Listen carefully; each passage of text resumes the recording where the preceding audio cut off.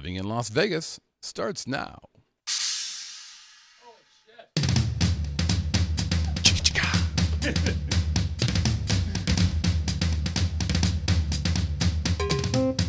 Ladies and gentlemen, boys and girls, welcome from Las Vegas, Nevada, that groovy little podcast that gives you a true first-person look into what it's like to call Sin City your home. The Living in Las Vegas podcast.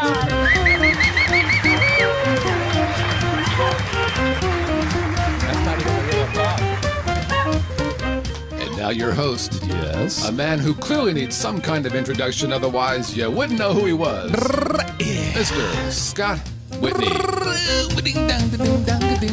Have a Merry Christmas. You got a Merry Christmas. Merry Christmas. Merry, Merry, Merry, Merry.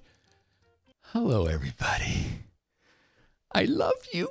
It's Christmas time. Welcome to the Living in Las Vegas podcast on the Vegas Video Network. Yeah. And let me be the first to congratulate you because you're watching the longest running podcast about Las Vegas that actually originates in Las Vegas. Oh, wait, that's my line. Las Vegas. Perfect. And by the way, your two hosts. Hi, how are you? Good to see you. You make a nice elf. Where's my freaking chair? Get out of my chair. Get out of my shot. You are a very good looking man right there. That's Santa bread. Actually, you gave away the whole joke. Get off. I didn't say that. Go away. I love him. He's like my brother. So what are we doing? So here we are. First of all, we're live every Tuesday night, 8 o'clock, vegasvideonetwork.com/live. Come in, join us, be a part of the live studio audience, the live chat. Guess what happens when you do? Fame and fortune. I've got people in the live chat right here, right now, some of which have become famous people, and you'll see that in just a moment. I am your host, Scott Whitney. Konnichiwa, buenas noches, or should I say, Merry Christmas. I love you very much. And welcome to a very special Christmas. Oh, I hear music already. Now, here's what we're doing for our holiday special. You know, when I think of Christmas, I think of three things that really make Christmas special. First, of course, is friends and family. And then the two outside sources. Already, I'm getting people saying, no, drinking is what makes holidays. Right. I'm being harassed by my talent. Isn't that great? But the two things besides friends and family are the music and the stories of Christmas. So that's what we're going to bring you today. We're going to be starting with some music from the ChristmAcoustic and ChristmAcoustic CDs, which we'll talk about a little bit later. And then two stories. The first from Dr. Seuss, The Grinch That Stole Christmas. And then from Clement Clark Moore, Twas the Night Before Christmas. Now, I'm thinking about this, and I'm like, you know, we're all stressed out when it comes to Christmas. We're all hassling with presents and dealing with in-laws and all that nonsense. And the last thing I want you guys to have to do is use your imagination during this storytelling. So I'm going to take care of that for you. So what I'm going to introduce you, get over there. I'm being harassed by my co-host already. So what we're going to do is instead of you having to use your imagination, no. We're going to manage that for you. Now, these people have just returned from a command performance with Her Majesty, the Queen. On the Strip, Her Majesty, the Queen. She was visiting, apparently. She might have been a he. Man, this is outstanding. The World Tour award-winning, ladies and gentlemen, let me introduce you for the first time, the Vegas Video Network Pantomime Players, everybody. Nice. Now, normally I would allow them to introduce themselves, but they're pantomime people. They're not allowed to speak. That's their creed. That's their law. So give me a moment and I will do that work for you. From our Thursday night show at 3 p.m., Nits to Profit, ladies and gentlemen, Danni Ackerman, everybody. Also on Thursday. Thursday is really showing themselves strongly here tonight on the big Christmas special. We've got Jesse and Lisa Farrell, everybody, from Conversations with Jess Talk and Lisa Listen. Okay. Sometimes now this is a guy who's been with the Vegas Video Network for what's been now about 25 years. And I'm proud to call him my friend. Everybody's pointing to the wrong guy. They're pantomime people. They don't even know who's on their team. Let me introduce to you Pimpin' Wayne Crowell, everybody. There he is. Yes, nicely done, Gina. And finally, you know him as RQS. You know him as Drinky Pants. You know he's a wardrobe malfunction. He's my co-host. It's Brett Grant, everybody. Over, under is 61 minutes. Okay, so let's get started with the first part of our big show. As I told you before, we're going to be featuring a couple songs from the ChristmAcoustic CD. And hey, maybe you want to look at me right now. I don't know. Let's see. Oh, hi. Hi there, everybody. And I've missed you. You are a good-looking audience. ChristmAcoustic CD. This CD I recorded back in 2000. It was meant to be a holiday gift for some website design customers. My idea was to give out about 30 of these CDs. Fast forward a few years, recorded a second CD. We ended up selling 50,000 copies of this stuff. So we're going to end up... Oh, that was nice. Thank you. So... Yes. By the way, I wish you could. Actually, you don't really need to hear what they're saying to me. It's really pretty harmful. So we're going to listen to a couple songs from the first ChristmAcoustic CD. It's Frosty the Snow Dude, and then we're going to listen to Have Yourself a Merry Little Christmas. Welcome to the Living in Las Vegas Christmas special.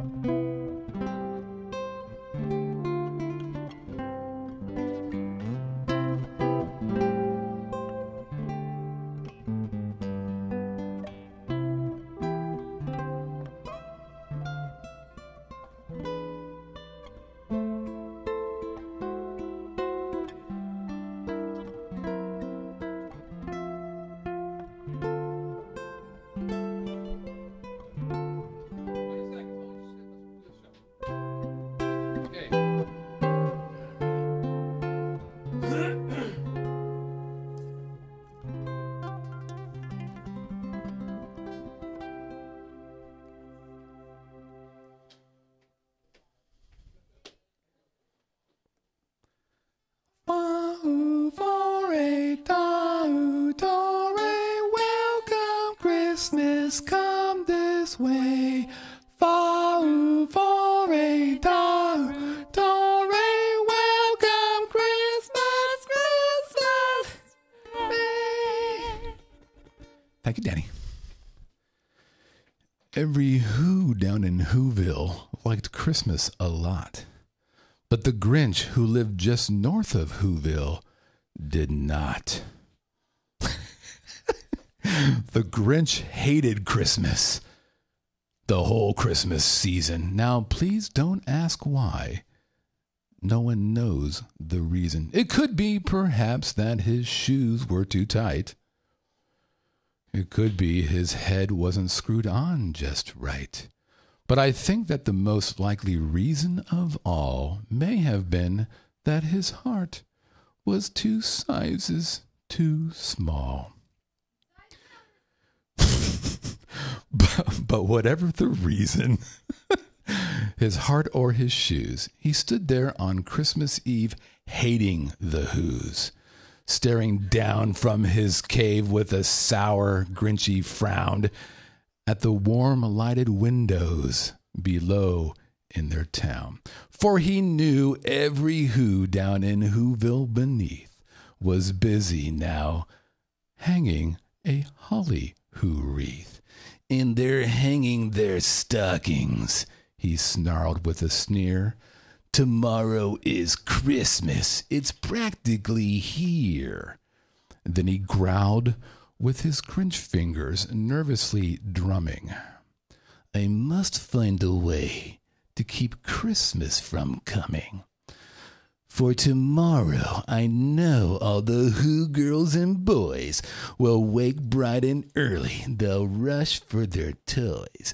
And then all the noise. There's one thing that I hate. All the noise. And they'll shriek, squeaks, and squeals, racing round on their wheels. They'll dance jinglers tied onto their heels. They'll blow their fluvers. They'll bang their tartukas. They'll blow their hoopers. They'll bang their gardukas. They'll spin their trumtukas. They'll slam their slukas. They'll beat their blum bloopas. They'll wham their hoo-honkas. And they'll play noisy games like Zuzit Tarkaze, a roller skit type of lacrosse and croquet. And then they'll make ear-splitting noise galooks on their great big electro carnio flukes. Then the Whos, young and old, will sit down to a feast. And they'll feast, and they'll feast, and they'll feast. They'll feast on Who pudding and rare Who roast beast, and they'll shrink all of a sudden. What the hell happened there? And they'll do something I hate most of all. Every Who down in Whoville, the tall and the small, they'll stand close together with Christmas bells ringing. They'll stand hand in hand, and those Whos will start singing.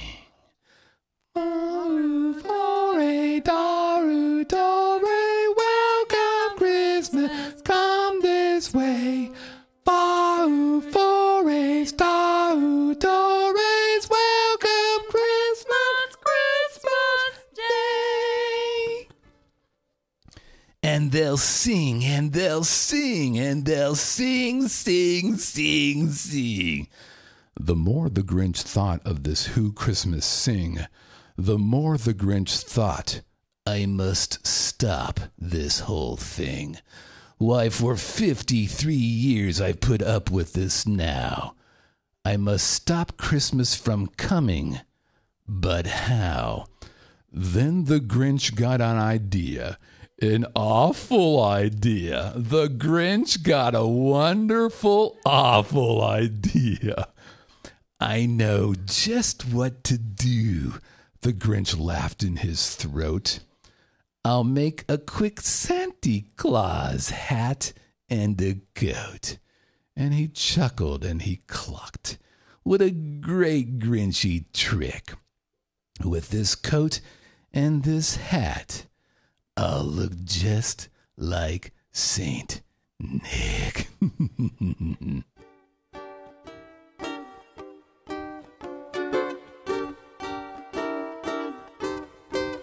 You're a mean one, Mr. Grinch. You really are a heel. You're as cuddly as a cactus. You're as charming as an eel, Mr. Grinch.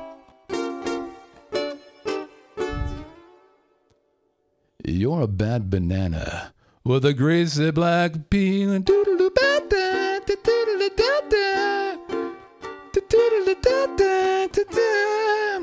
You're a monster, Mr. Grinch. Your heart's an empty hole. Your brain is full of spiders. You've got garlic in your soul, Mr. Grinch. I wouldn't touch you with a 39.5-foot bow and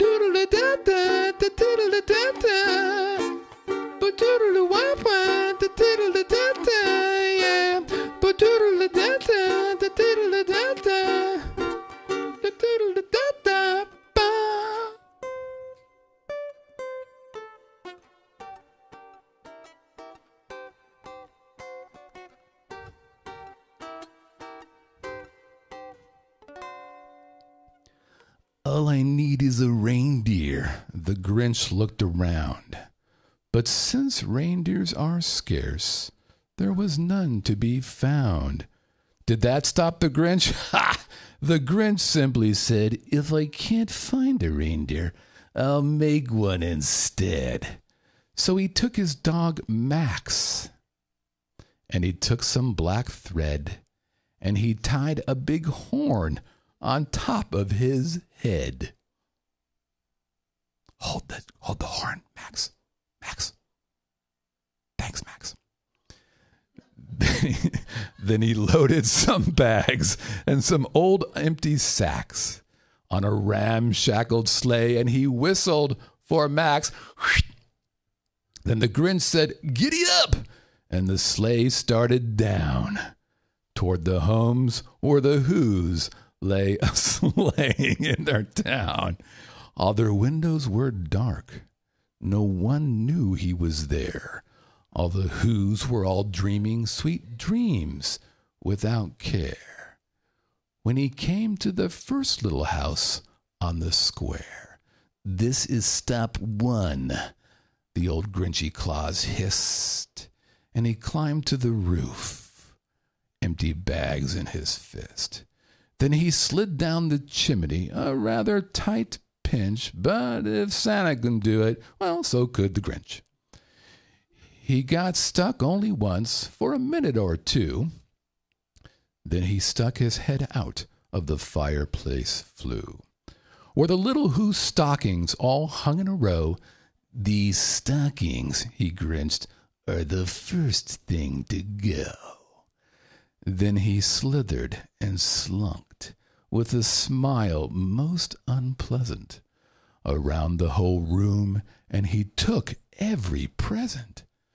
Pop guns, pampoogas, tantukas, and drums, checkerboards, busybigs, popcorn, and plums, and he stuffed them in bags.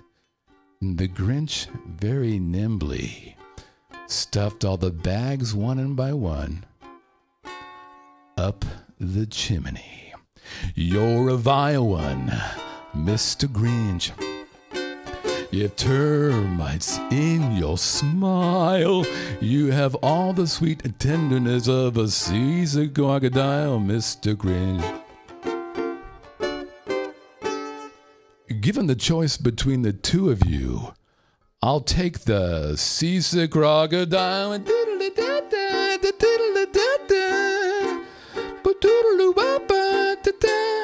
you're a rotter, Mr. Grinch. You're the king of sinful sots, Your heart's a dead tomato splotch with moldy purple spots, Mr. Grinch. You're a 3-deck sauerkraut and toadstool sandwich with arsenic sauce. Yeah.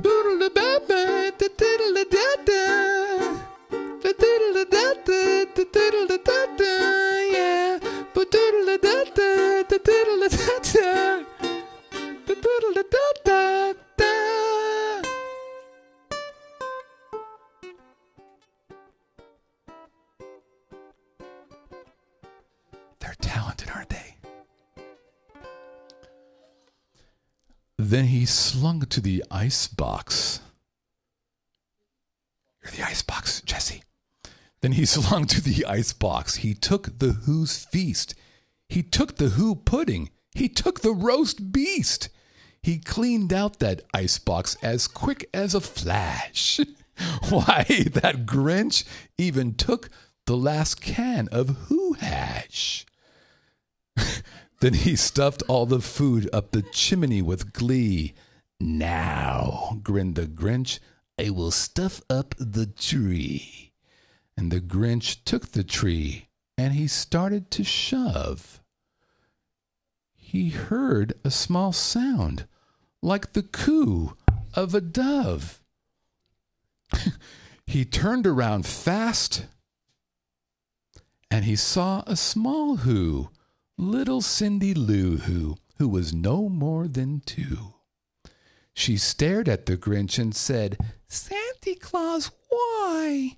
Why are you taking our Christmas tree? Why? But you know, that old Grinch was so smart and so slick. He thought up a lie, and he thought it up quick. Why, my sweet little tot, the fake Santa Claus lied. There's a light on this tree that won't light on one side. So I'm taking it home to my workshop, my dear. I'll fix it up there, and I'll bring it back here. And his fib fooled the child. Then he patted her head, and he got her a drink. And he sent her to bed. And when Cindy Lou Who was in bed with her cup, he crept to the chimney and stuffed the tree up. Then he went up the chimney himself, the old liar. And the last thing he took was the log for their fire. On their walls he left nothing but hooks and some wire. And the one speck of food that he left in the house was a crumb that was even too small for a mouse. Then he did the same thing to the other Who's houses, leaving crumbs much too small for all the other Who houses. You nauseate me, Mr. Grinch. You nosh is super nosh. You're a crooked, dirty jockey, and you drive a crooked bus, Mr. Grinch. Your soul is an appalling dump heap of overflowing with the most disgraceful assortment of rubbish imaginable. Mangled up and dangled up and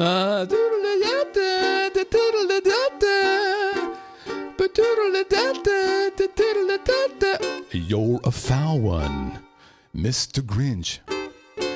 You're a nasty, wasty skunk. Your heart is full of unwashed socks. Your soul is full of gunk, Mr. Grinch. The 3 words that best describe you are as follows. And I quote, stink, stank, stunk,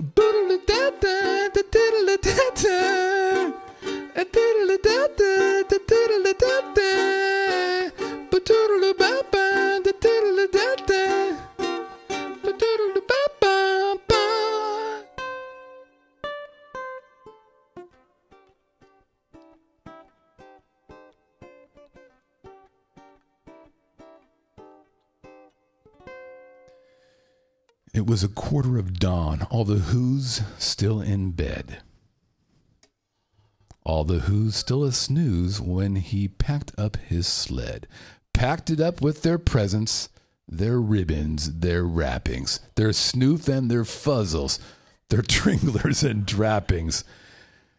10,000 feet up to the side of Mount Crumpus, he rode with his load to the tiptoe to dump it. Pooh-pooh to the Who's, he was grinchily humming. They're finding out now that no Christmas is coming. They're just waking up. I know just what they'll do. Their mouths will hang open for a minute or two. Then the Who's down in Whoville will all cry, boo-hoo. That's a noise, grinned the Grinch, that I simply must hear. He paused, and the Grinch put a hand to his ear. Hey, big guy, get out of the way. And he did hear a sound rising over the snow. It started off low, then it started to grow. Happy Who's. New forest, new forest, welcome Christmas, day. Far forest, story, welcome Christmas Day. But this sound wasn't sad. Why, this sound sounded glad. Every Who down in Whoville, the tall and the small, was singing without any presents at all. He hadn't stopped Christmas from coming. It came. Somehow or other, it came just the same. And the Grinch, with his Grinch feet ice cold in the snow, stood puzzling and puzzling. How could this be so? It came without ribbons. It came without tags. It came without packages, boxes, or bags. He puzzled and puzzled till his puzzler was sore. Then the Grinch thought of something he hadn't thought of before. Maybe Christmas, he thought, doesn't come in a store. Maybe Christmas, perhaps, means a little bit more. And what happened then? Well, in Whoville, they say that the Grinch's small heart grew 3 sizes that day. Bonk, bonk, beak, bonk. And then the true meaning of Christmas came through, and the Grinch found the strength of 10 Grinches plus 2. And now that his heart didn't feel quite so tight, he whizzed with his load through the bright morning light. Where is Max? Bright morning light. With a smile to his soul, he descended Mount Crumpet, cheerily blowing hoo-hoo on his trumpet. He rode into Whoville. He brought back their toys. He brought back their floof to the Who girls and boys. He brought back their snoof and their tringlers and fuzzles. Brought back their pantookas, their dafflers, and wuzzles. He brought back everything, all the food for the feast, and he himself, the Grinch, carved the roast beast. Welcome, Christmas. Bring your cheer. Cheer to all Who's, far and near. Christmas Day is in our grasp, so long as we have hands to grasp. Christmas Day will always be, just as long as we have we. Welcome Christmas while we stand, heart to heart and hand in hand.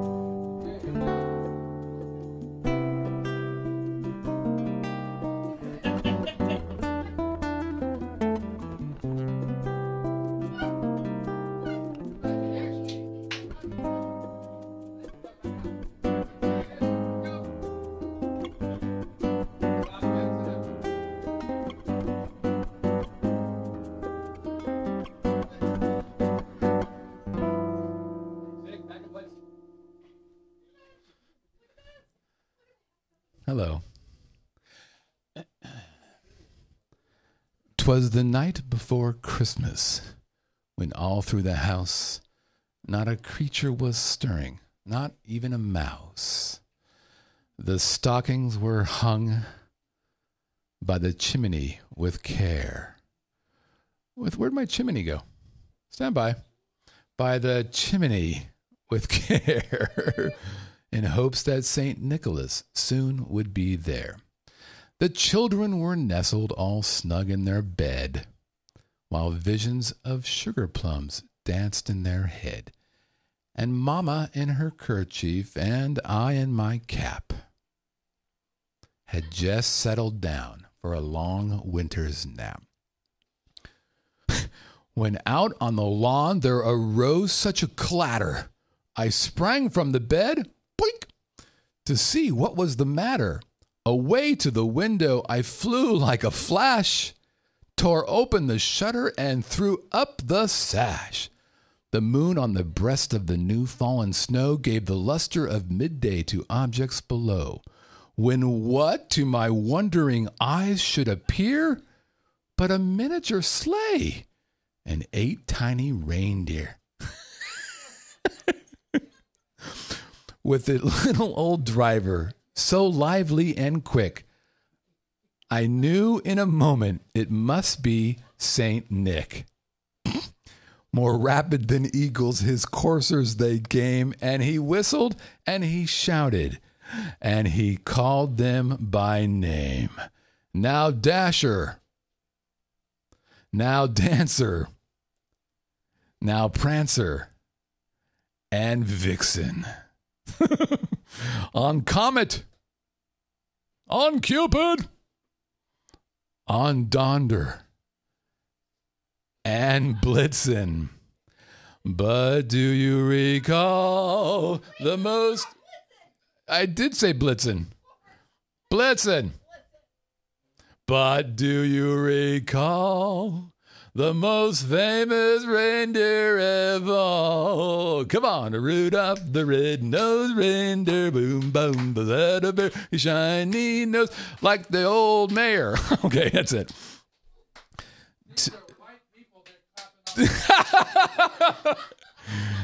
He said these are white people who are clapping on 1 and 3. Good Lord. Okay.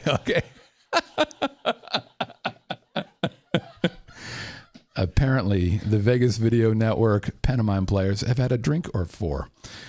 To the top of the porch, to the top of the wall. Where's my Santa Claus? He should be saying all. There he is. To the top of the porch, to the top of the wall. Now dash away, dash away, dash away all. As dry leaves that before the wild wind fly, when they meet with an obstacle mount to the sky. So up to the housetop the coursers they flew, with a sleigh full of toys, and St. Nicholas too. And then in a twinkle I heard on the roof the prancing and pawing of each little hoof. As I drew in my hand and was turning around, down the chimney St. Nicholas bound. At a boy. He was dressed all in fur from his head to his toe. His clothes were all tarnished with ashes and head to his foot. His clothes were all tarnished with ashes and soot. A bundle of toys he had flung on his back, and he looked like a peddler just opening his pack. On eBay. His eyes, how they twinkled. His dimples, how merry. His cheeks were like roses. His nose like a cherry. His droll little mouth was drawn up like a bow, and the beard on his chin was as white as the snow. The stump of a pipe he held tight in his teeth, and the smoke it encircled his head like a wreath. He had a broad face and a little round belly that shook when he laughed like a bull full of jelly. He was chubby and plump, a right jolly old elf, and I laughed when I saw him in spite of myself. A wink of his eye and a twist of his head soon gave me to know I had nothing to dread. He spoke not a word, but he went straight right to work and filled all the stockings, then turned with a jerk. Apparently he's in the gang.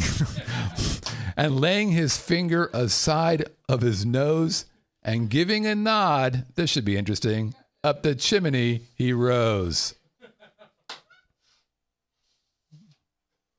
I got a coke-addled Santa Claus. He sprang to the sleigh, to his team gave a whistle, and away they all flew like the down of a thistle. But I heard him explain, as he drove out of sight, Happy Christmas to all, and to all a good night.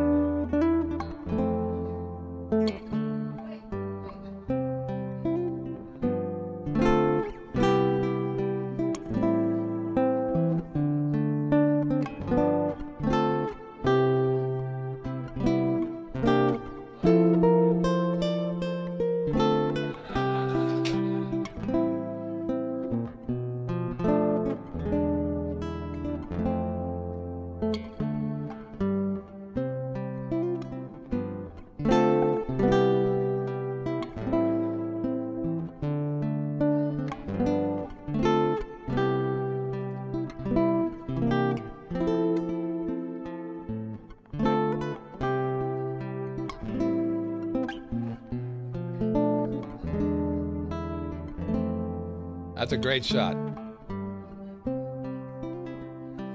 We love you. Thanks for believing in us this evening with us.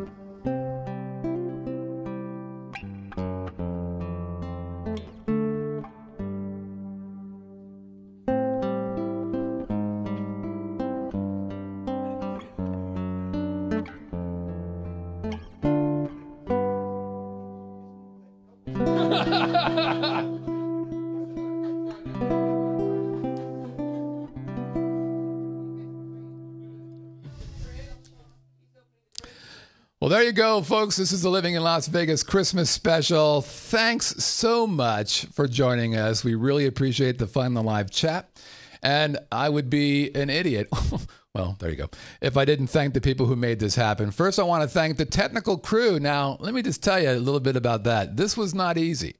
I reached out to these two folks and said, hey, you want to do a multi-camera, multi-asset, super difficult producer? And they both said, go fuck yourself. No, they didn't. They actually said, yes, I want to. So I want to thank Gina, who is running the TriCaster right now, which is no small feat.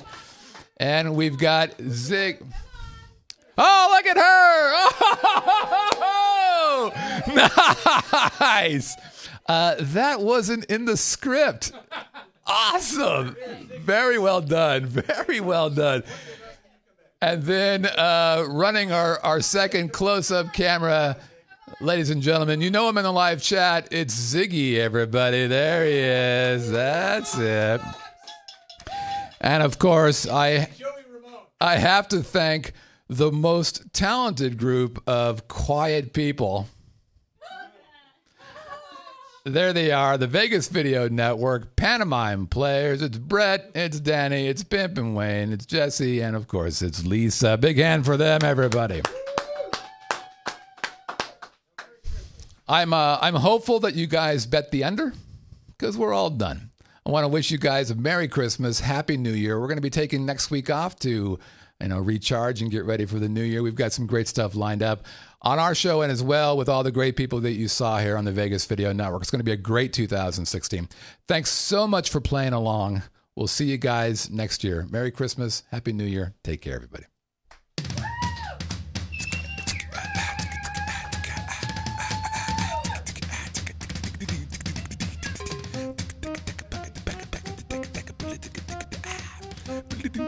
Do